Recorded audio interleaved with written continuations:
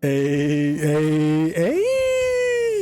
Now, this video, first I'm going to explain where I even got the idea from. So the other night, my roommate and I saw this article about Sakurai was hinting that Nintendo might reboot Smash or make an Ultimate Deluxe. So we were thinking, oh, if we do reboot it, obviously they can't have all the characters in it. So we're kind of going through to see which characters would make it into the reboot and which characters would have to get cut. And then I realized what characters would actually be in a Xenoblade Warriors, because a lot of people do want a Xenoblade Warriors. Not me. I'm not included in that. I don't care about Warriors games at all, and even if it is Xenoblade, I just wouldn't really care about it. But I was curious as to what characters would actually make it into a Xenoblade Warriors, and I came up with a list of possible characters, and I'm gonna get into each one and explain why I think that they're a candidate, because this is very hard since there are a lot of Xenoblade characters, hundreds of them. Obviously we can't have all of them in, so there's a relatively small amount of characters we can put in from the massive list of them.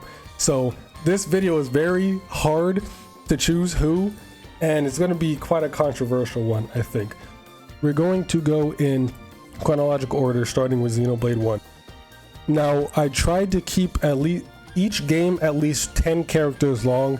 That way we could have enough characters to where it'll satisfy a lot of people, but not too many as to where, you know, it's overwhelming. Because Hyrule Warriors Definitive Edition has about 29 characters and Fire Emblem Warriors has about 39 characters.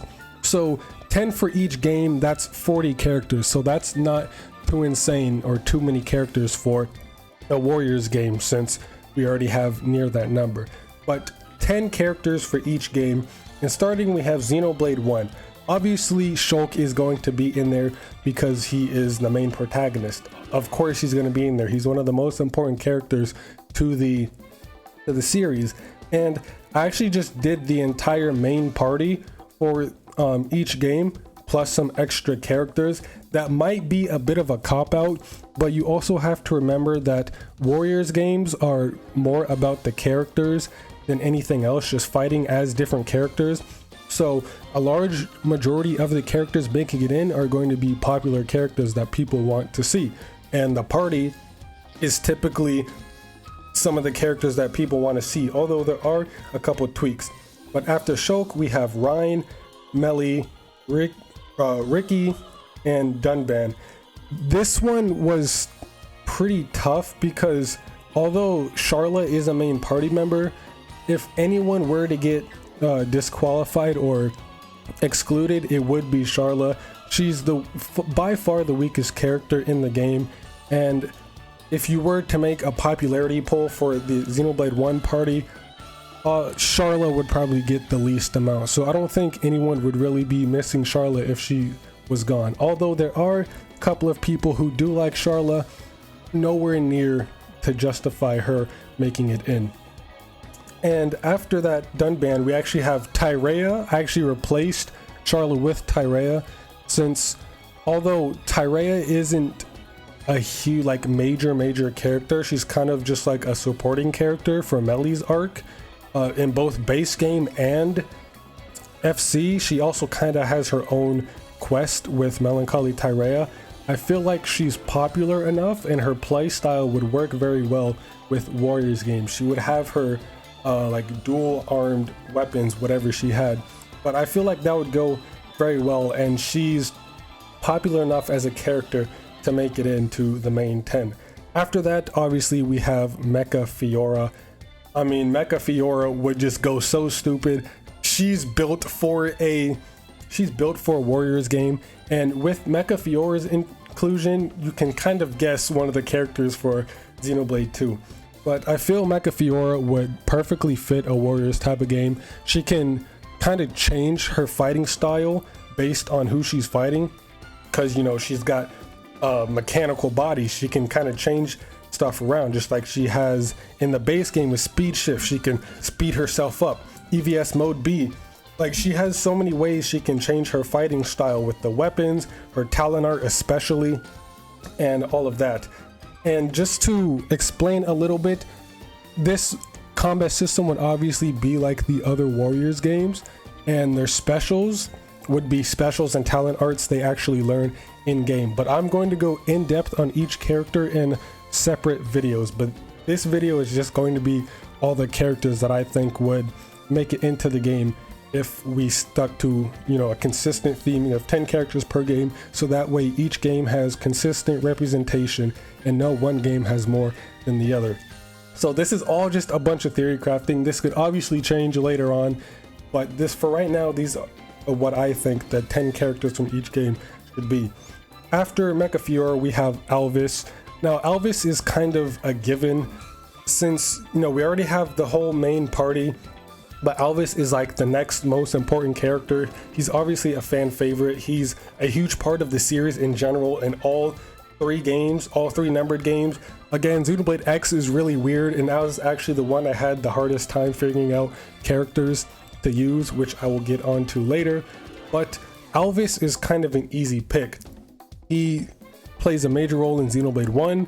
He plays a major role in Xenoblade 2 indirectly because he is the Ontos core, which is the arbiter of the Logos and Numa core. So by far he's the most important.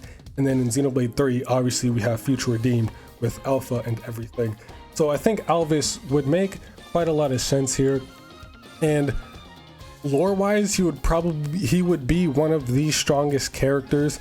Although there's one other character in the Xenoblade 2 section that would be able to overpower him, but I don't think this would be canon. Like Xenoblade Warriors wouldn't really be canon since the other Warriors games aren't canon to those series. Like Age of Calamity isn't canon to Breath of the Wild, I don't think. Maybe it is, but for the vast majority of like Fire Emblem Warriors, Hyrule Warriors, I don't think those games are canon. And it's kind of just like a fun spin-off game just to see characters again all in one game. So like actual lore strength and everything obviously isn't going to play into this. But after Alvis, I thought Egil could make it in. He is like the main antagonist of the game up until we find out about Zanza. But the thing I struggle about Egil is how would he work? Because I know we fight him outside of Yaldabaoth, but him piloting Yaldabaoth is like his entire thing.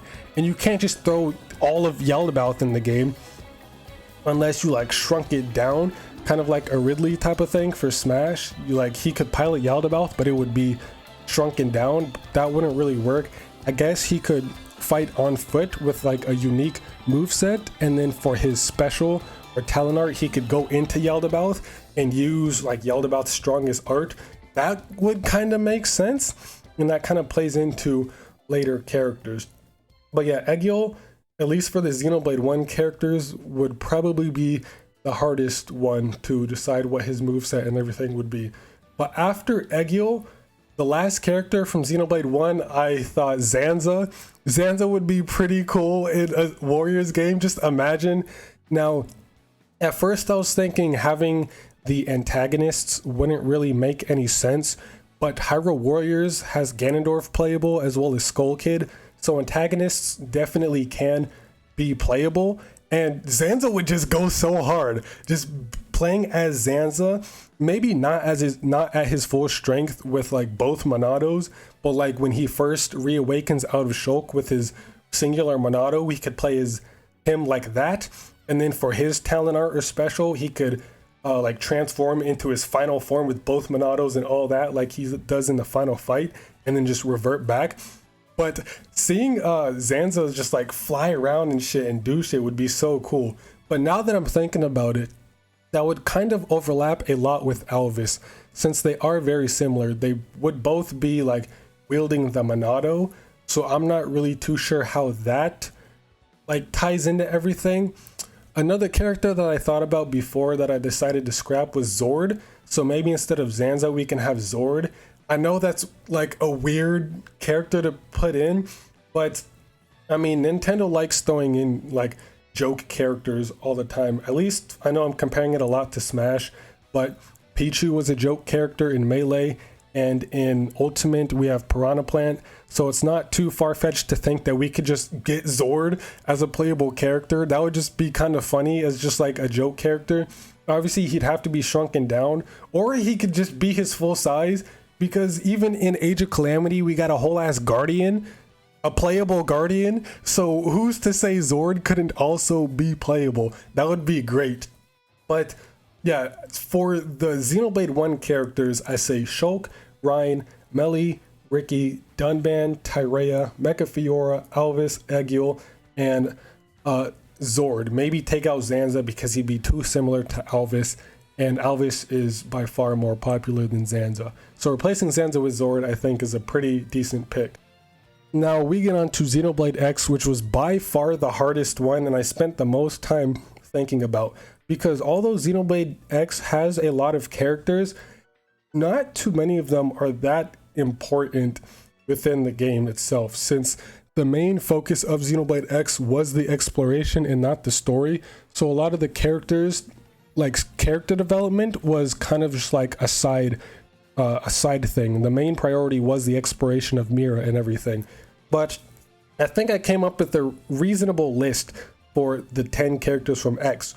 Obviously we'll have Elma, since she is basically the protagonist, and I know there's a lot of like tension about Elma being the main character since we literally have Cross, but I don't typically count customizable avatars since they don't really have an impact on story or lore all that much. They're kind of just there as a self-insert, so I don't think those really count since they don't really have a predetermined like character and how they impact the story. And everything that happens in Xenoblade X is kind of because of Elma in the first place. There was the war over Earth between the aliens and the Ganglion, or the ghosts and the aliens, and Elma was the one who came to Earth with all the technology of skulls and everything and warned humanity about this war and gave them time and helped them build all the arc ships and everything to leave Earth, which eventually had us end up on Mira. So if Elma never came with all that information, Earth as well as all of humanity would have been destroyed and Xenoblade X would have never happened. All right, and she was the only one who of the Mimiazomes who actually had her real body still intact and controlling her Mim with her body. All right, so everything that happens in Xenoblade X is because of Elma, so I'm pretty sure it's safe to say she is the main protagonist.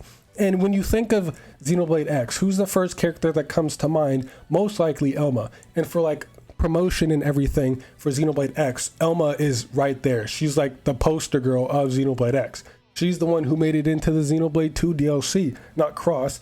So if anything, Elma is the main character or protagonist of Xenoblade X. I know I got off on a side tangent, but I'm tired of having to explain that all the time. Elma basically is the protagonist of Xenoblade X, not Cross. But after Elma, we'll have obviously Lyn, since she's the main supporting character. She's also part of the main party, even though you can have whoever you want, as long as you can't take Cross out. Elma and Lyn are required for, I'm pretty sure, all of the story chapters. So Lyn and Elma are main driving forces in the story. And for the third character, I said Lao, even though there's a certain chapter, I don't remember which one, he's no longer recruitable as a main party member, but he also has a big impact on the story with the whole Luxor thing and the stuff that happens in Kaljos. So although Lao isn't really playable for all that long, he still is a main driving force in the party, and plenty of people like Lao enough, and he might actually play a big role in Xenoblade X2 if that ever becomes a thing, given that cliffhanger at the end. So I think Lao is important enough as a character to make it in. And this is where I started to struggle, because like I said, Xenoblade X doesn't have that many like super important characters. Yes, there's like 19 playable characters you can recruit, but those are just like side characters. I guess there's a couple that like stick with you throughout the story, like Irina, Gwen, and Doug, but again, I don't think they'd be interesting enough to make it into a Warriors game. So for the 4th and 5th characters, I said Gajarg and Gabuide. If you all remember, Gajarg and Gabuide, the Rothians that we fight during one of the chapters, even though they only really appear during that one chapter and we fight them in Sylvalum, we don't really see them again. They were working with the Ganglion, and they did, you know, cause quite a bit of trouble to the party. So, and they didn't really get too much attention in the main game. So I feel like bringing them over to a Warriors game would kind of be cool to kind of flesh them out as characters a little more, and maybe flesh out the race a little more. We can kind of learn to see more how they fight and all of that. So Gajarg and Gabuide would be pretty interesting characters to play as in a Warriors game. So it's a bit more possible, considering if, you know, it's not canon, you could be a little bit more lenient with which characters we add in. And after Gabuide, I actually said Rise and Dagon. The Rise, the Ganglion with her sidekick. I'm not really too sure what he is to her, but that could work like a duck hunt or a banjo type of thing, like in Smash. It's like a double character where Rise just rides on Dagon and like commands him around or whatever, similar to Celica and Rock, which is another character that I think would make it in. Although she's part of those recruitable characters, I think Celica, since she's the only Chlorian character in the entire game, and of all the recruitable characters, she's one of the characters that stick out the most. Her, along with L, which was another character that I think would make it in. He's there with the party as well when we meet him throughout the whole game, and I think he's different enough. And just having the representation of the different alien races would kind of be cool, since most of the characters here are humans per se. I think having a couple of the non-human characters would be, you know, an interesting way to mix things up, because they would have unique fighting styles that humans typically wouldn't use. So Rise, Dagon are one dual character, and then Celica and Rock are another dual character. The 8th character would be, or the 9th character would be L, since he would have some type of interesting play style. And then maybe this is a stretch, but Xenoblade Warriors isn't real right now. This is all just speculation, so I can kind of just go all out, since it might not happen, but this is all just speculation to see what if. But L, since we know his concept art, he had more of a like devilish look, and he's kind of even based on the devil itself. His full name is Likrufe, which is an anagram of Lucifer, and you know, he's got blue skin with horns pointing down, and the common depiction of the devil is red skin with horns pointing up. And even some of his concept art, he looks a lot like the devil. So what if for his talent art or special, he could like turn into that devil form as like a separate form, and then just do this big attack and then revert back? That'd be a kind of cool way of using some concept stuff. Although the form, you know, it's not canon, he can't actually do that in game, but it would be a nice way of reusing some assets. And then for the last character, that took me so long, but I ultimately decided on Nagi. Nagi, he's a major character throughout the story. He's there kind of as like the commander of NLA. He watches over NLA and runs it along with Van Damme, and his play style is very unique. He's got the Blossom Dance build. He could maybe use that, but that would kind of overlap with Dunban. And the other thing that's difficult about this is figuring out which characters go into which archetypes. Like every character would obviously have a different archetype or fighting style, like play style, and there would be some overlap, which would kind of be redundant. So each character would have to have their own unique fighting style while like vaguely falling under the same archetype. It's very difficult. All right, I didn't realize how difficult a Warriors game would be until now, but there's just so much to go into, and I will make separate videos for each character explaining what they can do, what the archetype would be, and all of that for a Warriors game. But this is just a list of all the characters I think would make it in. But to recap, for Xenoblade X, we'll have Elma, Lin, Lao, Gajarg, Gabuide, Rise with Dagon as a duo, L with Celica and Rock as a duo, and Nagi. That makes the 10 for Xenoblade X. And now we get on to Xenoblade 2, my favorite one, and surprisingly this was harder than I thought it would be. But obviously we already know who the first character is going to be, and that's Rex.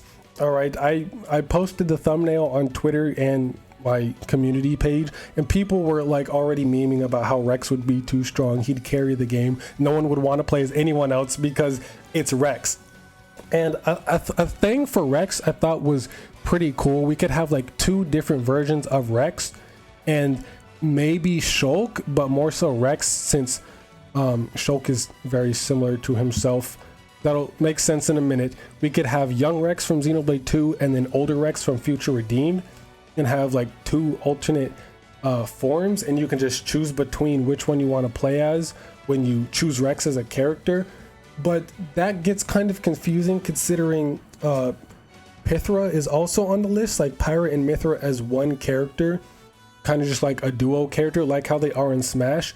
You can switch between the 2 as one character slot, and then for their special they can transform into Numa and use this massive like Siren Buster or Sacred Arrow or something like that.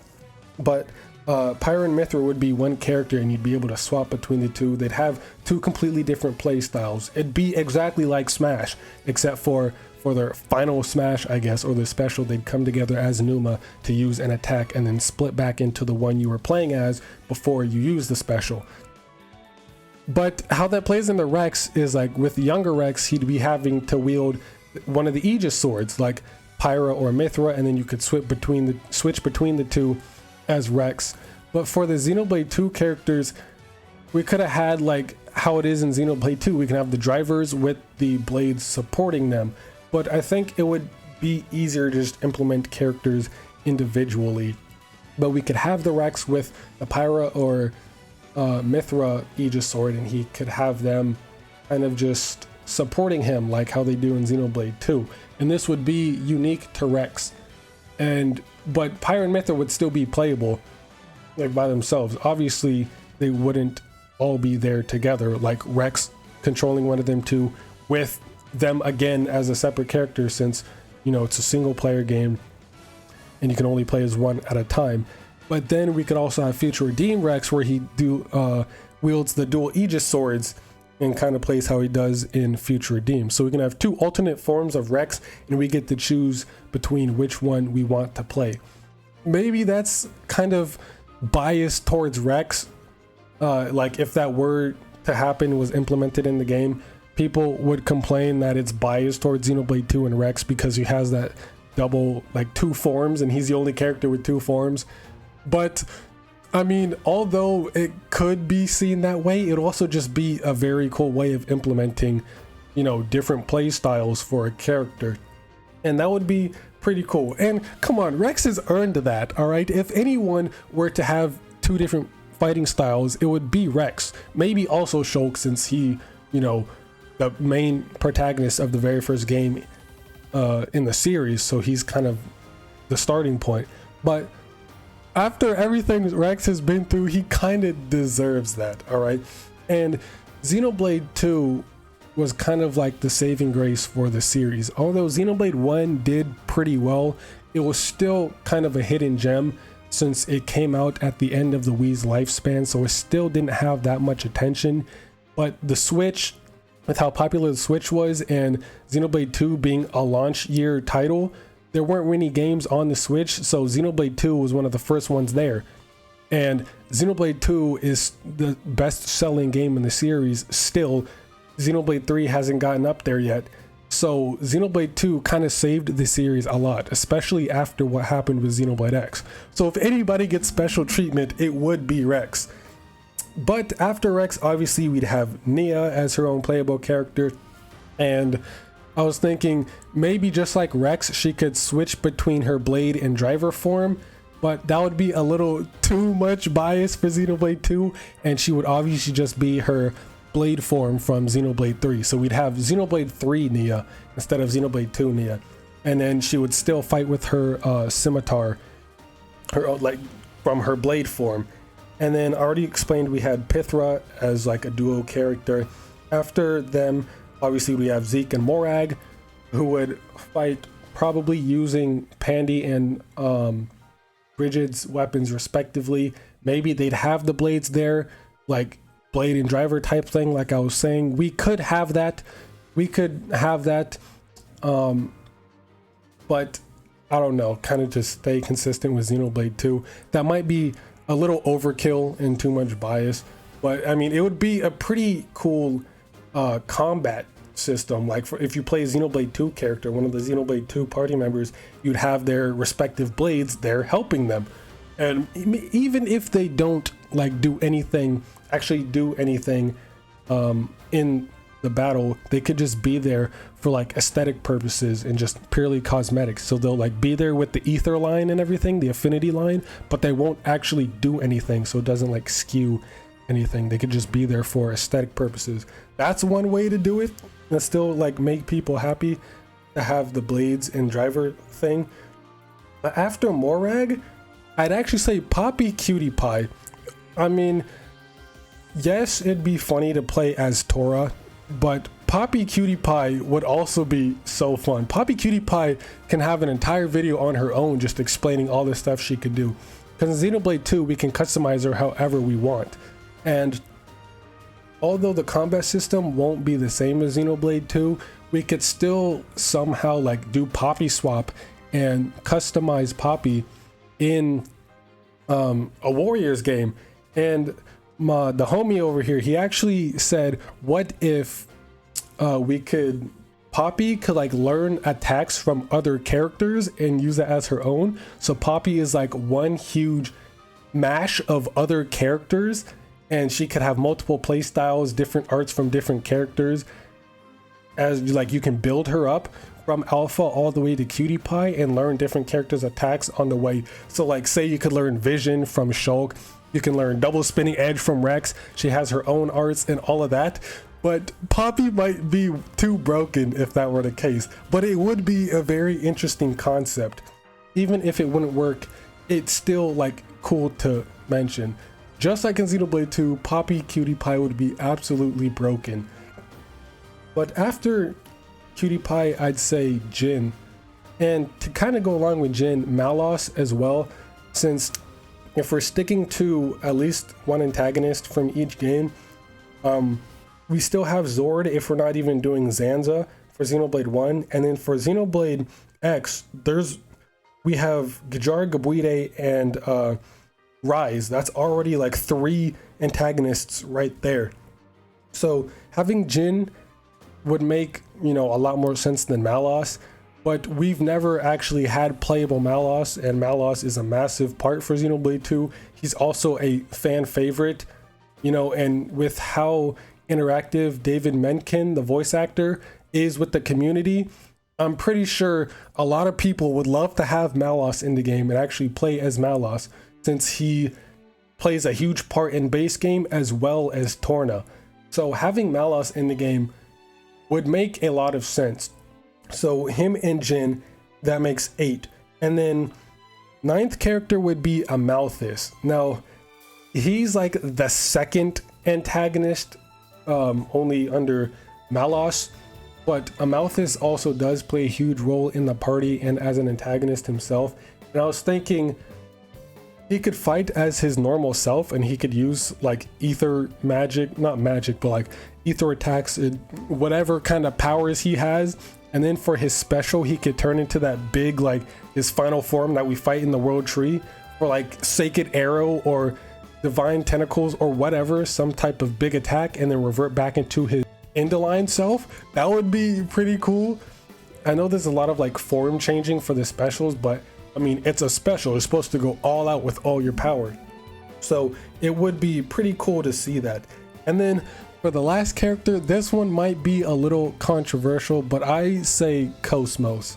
Although, yes, this would be Xenoblade Warriors, not Xeno Warriors. That could be a game on itself, which would be even harder to choose which characters get in. I might do that as well. Just an overall Xeno series Warriors. That would go hard.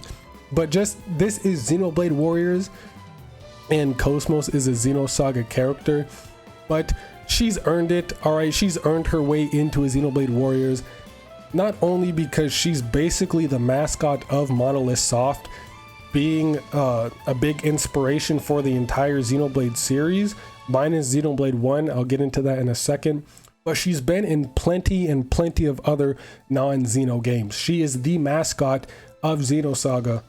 I mean, yes, Xenosaga, but also of Monolith Soft themselves. She's like the child, the poster child of Monolith Soft. So I'd feel like they have more than the right to just stick her into a Xenoblade Warriors. And she's a huge inspiration for the Xenoblade series in general. Not so much for Xenoblade 1, since that wasn't really supposed to be a Xenoblade game in the first place. It makes sense that she wasn't really in there anywhere. But in Xenoblade X, Elma, her Mimiazome form was inspired by Telos, and Telos is related to Cosmos, not like blood-wise, but character-wise. And then her true form, Elma's true alien form, is based on Cosmos's design. And then for Xenoblade 2, Cosmos and Telos are literally in the game. Although it is not the same canon Cosmos and Telos from Saga, they're still right there. And then in Xenoblade 3, Mio's Ouroboros form is, I mean, it hasn't been confirmed, but it's highly speculated to be based on a certain design of Cosmos. So Cosmos has had a huge impact on Xenoblade as in the series, as well as Monolith Soft themselves. So if any character, any non-Xenoblade character gets in, it would be Cosmos. But to recap, for all the Xenoblade 2 characters, we'd have Rex, which he'd be able to switch between his younger and older self. Xenoblade 3 Nia, we'd have Pythra as one character, Zeke and Morag, who could have Pandy and Bridget there as like pure cosmetics, Poppy, Cutie Pie, Jin, Malos, Cosmos, and Amalthus. Now we move on to Xenoblade 3. This one doesn't feel as interesting as the others. I feel like stuff could be switched around here, but it's kind of hard to choose anyone else other than what I have. Obviously, we'll have the main 6 with Noah, Mio, Uni, Tyon, Lance, and Senna. But for the other 4, I said we could have N. Like, if we had any Mobius playable character, because of course, come on, Mobius has to be playable. All right, they're the main antagonist, and if we're sticking to that consistency of having a main antagonist, if any Mobius would make it in, it would be N. I was thinking D and J, but that kind of contradicts with what I have later on. But if any Mobius were to make it in, it would be N. All right, he's a side antagonist in Future Redeemed, as well as base game Xenoblade 3. He's has a huge impact on both of the stories, and he's just a fan favorite. All right, everyone fucking loves N, but hates Shania somehow. I'm not even gonna get into that, but I don't know how that makes sense. But everyone loves N, so he's one of the most popular characters from Xenoblade 3. So outside of the main party, he would be my first pick to be in a Xenoblade Warriors game. It only makes sense for N to be in there. But I also had Yorin and Nimue, and that's why I didn't pick D and J, because it'd be 2 Yorins. That wouldn't make sense. But the reason I chose Yorin and Nimue is because, as we know in the files of Xenoblade 3, Yorin and Nimue were originally supposed to be heroes, but for whatever reason they were scrapped. So, and this could kind of be their way of bringing them back and having Yorin and Nimue playable as characters in a Warriors game. Like, they already have weapons, at least for Yorin. You know, he's already has a weapon with arts and stats and all of that, so it wouldn't be that hard to translate him. And then Nimue would also have like a Sophronia sword, as we see with the her like weapon texture that's left over in the data.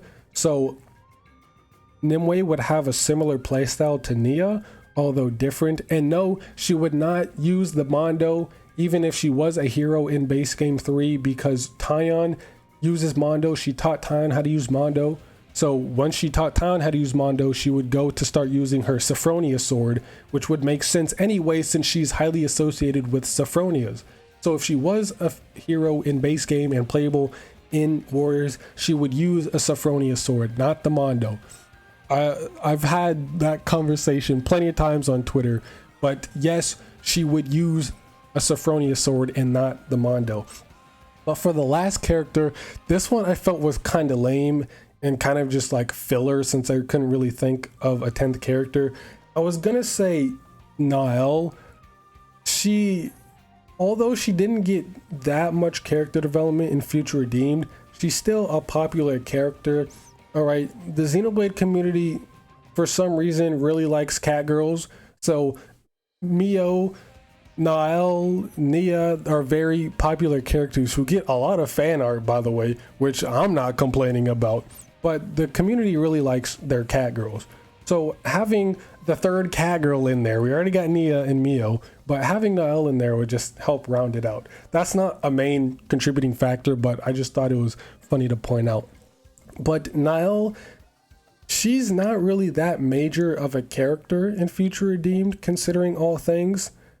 So at first I was thinking maybe A, but we already have Alvis in the game, and A would play too similar to Alvis, since they're literally the same character anyway. So I scrapped A and thought maybe Nael, because what other Future Redeemed character would there be? Because I wanted to include like the side games, Future Connected, Future Redeemed, Torna. So for Future Connected, I chose Tyrea, even though she is a main character in base game. There aren't really too many new characters in Future Connected that would work for a Warriors game. I guess they could throw in Galgar just to be funny, because Takahashi would definitely do some stupid shit like that, just throw in Galgar as a joke character. But Tyrea I'm counting as a Future Connected character, and then for Torna we have Jin, and then for Future Redeemed we'd have Nael, because I want to include the side games in with the main games. But there's not really any other like Future Redeemed character that would fit. I mean, yeah, we could have Matthew, since he is the main antagonist, but I feel like Nael would be more interesting playable wise. And then again, no A, because she's literally just Alvis, female Alvis. Glimmer and Nicole wouldn't really make sense, because then, you know, I'd justify why one over the other. If you're gonna have them, you might as well have both. And then we already have Shulk and Rex, we already have N, and then the other like big main character would be Alpha, but we already have Alvis. So Nael is like the last character that really makes sense, because Linka and Panacea, no, we can't really use them. So if anything, Nael would be the character from Future Redeemed to get in. And this is the issue with this video and like a Xenoblade Warriors. It would be so hard to figure out who gets in, because having to choose 10 characters from each game, which is already a lot, that would be the biggest roster for any Warriors game. All right, that might as well be a new Smash game right there with 40 characters. There's hundreds of characters, and it's really difficult to choose 10 from each game, because then there's a lot of favoritism is going to play into it. So, oh, why did this character make it in instead of this character? Oh, my favorite character didn't get into Xenoblade Warriors. Like me, I would love to see Shania in there, all right? I would love to see Shania in there, but that's obviously not going to happen, all right? That's unreasonable. So it's going to be very controversial if it ever was a thing, because a lot of people are going to be mad their favorite character wasn't in the game. But also have to remember, a big part of Warriors games is the characters. So popularity plays a huge part into who gets in and who doesn't. Although I love Shania, she's not popular enough or really unique enough to make it in. So this is the issue with a Warriors game. But to recap, for Xenoblade 3, we have Noah, Mio, Uni, Tyon, Lan, Senna, and Nael, Yorin, and Nimue. So that's all the whole cast of 40, and maybe they'll add some characters in DLC. So like some of the characters I thought of that I ultimately scrapped could reworked into DLC characters, like maybe Laura could make it in, and her and Jin could have like a driver blade type of thing going on. Or, you know, Ethel could make it in, since she's, out of all the heroes, she's probably the most important, not including Nia and Melly. All right. There's just so many characters that could make it in that would have to get cut. So it's really difficult trying to come up with 10 characters from each game, because there's tons and tons. But yeah, that's my list. So to recap for all the games, Xenoblade 1 would have Shulk, Ryan, Melly, Ricky, Dunban, Tyrea, Mecha Fiora, Alvis, Egil, and Zanza or Zord. I'm leaning more towards Zord. For Xenoblade X, we'd have Elma, Lin, Lao, Gajarg, Gabuide, Rise, who is duo with Dogon, El and Celica, who is duo with Rock, and Nagi.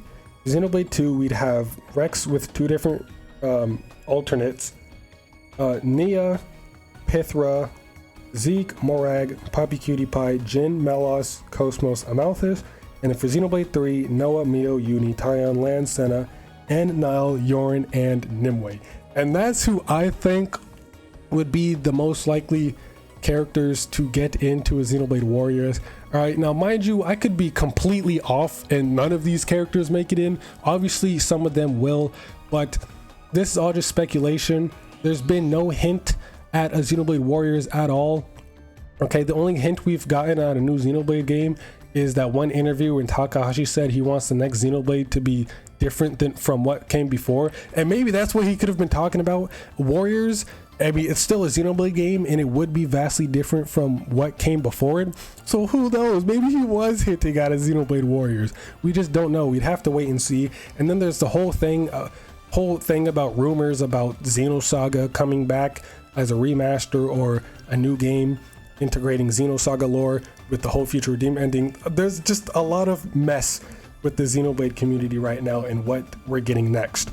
All right, are we getting an X2? Are we getting a Xenoblade 4? Are we getting Xenosaga Remaster? Xenosaga 4, which isn't gonna happen? Like, there's so many possibilities. Maybe it is a Xenoblade Warriors, but this is what I think are the most likely characters to get in. I think it's a pretty reasonable list. I tried to be as unbiased as possible, but I think this is reasonable list. 40 characters is a pretty decent size, and with how popular Xenoblade has gotten, 40 characters seems reasonable.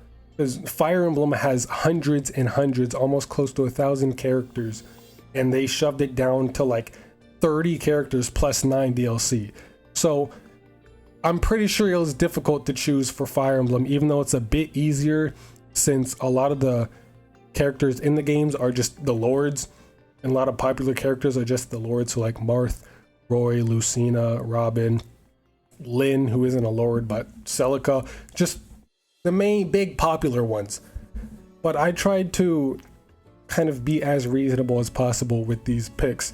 Let me know in the comments who you want to see in a Warriors game, and you know, debate like, were these characters good picks? Were they not? Which ones would you choose? Like, just start discussion in the comments, because I'm curious to what y'all have to say. But yeah, that's it for this video, and I'm probably going to make multiple separate videos going into each character and kind of fleshing them out, like what attacks would they have, what their fighting style would be, what they would do, maybe story significance, since there'd have to be some kind of story to the Warriors game. Even if it's not canon, there'd have to be some type of story. I can go into all of that in separate videos for each character, but for right now, this is what I think the candidates are for a Warriors game. Well, yeah, let me know what y'all think in the comments. That's really about it. So see you next mission and play some goddamn Xenoblade.